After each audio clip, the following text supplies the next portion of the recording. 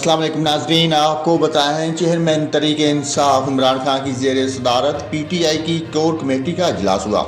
Chairman PTI Imran Khan ने ज़िमनी इंतखाबात के नतायज पर खुशी का इजहार करते हुए कोर कमेटी को मुबारकबाद दी।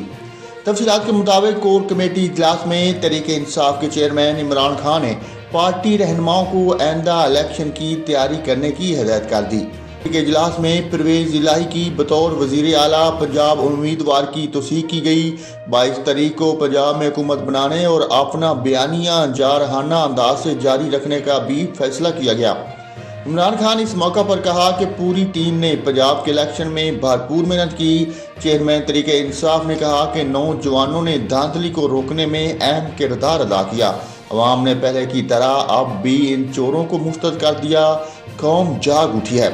साबिक वज़ीर दाखिला शेख रशीद ने मीडिया से गुफ्तगू करते हुए कहा कि इजलास में फैसला हुआ है कि 22 तारीख को पंजाब में हुकूमत बनाई जाएगी। परवेज इलाही वज़ीर आला पंजाब के उम्मीदवार होंगे। ताज़ा तरीन वीडियोस के लिए चैनल को सब्सक्राइब करके बेल आइकन और ऑल नोटिफिकेशन पर क्लिक करें ताकि आपको मिले हर खबर सबसे पहले।